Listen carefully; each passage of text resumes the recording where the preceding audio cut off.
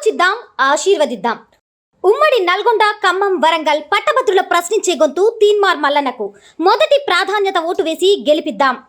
ఇక వీసీ పోస్టుల కోసం జోరుగా పైరవీలు జరుగుతూ ఉన్నాయంట.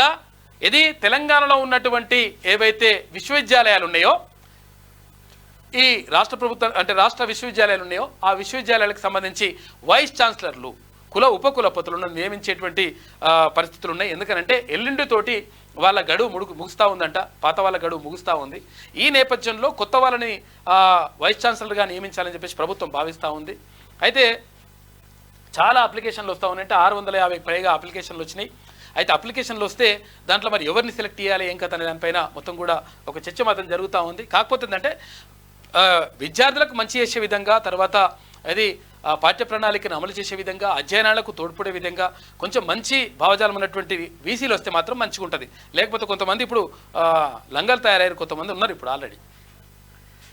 సర్కార్ పెద్దలు మంత్రులను కలుస్తున్న ఆశావహులు. 2-3 రోజుల్లో ప్రారంభం కానున్న సెర్చ్ కమిటీల భేటీలు.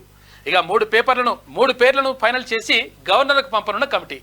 ఫైనల్ ఏం చేస్తారంటే ఒక యూనివర్సిటీకి సంబంధించి 3 పేర్లను ఫైనల్ చేసి పంపిస్తే అందులో ఇక ఎవరనేది టిక్ పెట్టేస్తారు. ఇక ఈ నెలాఖరులోపే ప్రక్రియ పూర్తి చేసే యోచనలో సర్కార్ ఉందంట. మొత్తం మీద ఇక్కడ వైస్ ఛాన్సలర్ నియమిస్తూ ఉంది ఇప్పుడు ప్రభుత్వం. ఆలోచిద్దాం, ఆశీర్వదిద్దాం. ఉమ్మడి నల్గొండ, ఖమ్మం, వరంగల్ పట్టభద్రుల ప్రశ్నించే గొంతు తీన్మార్ మల్లన్నకు మొదటి ప్రాధాన్యత ఓటు వేసి గెలిపిద్దాం.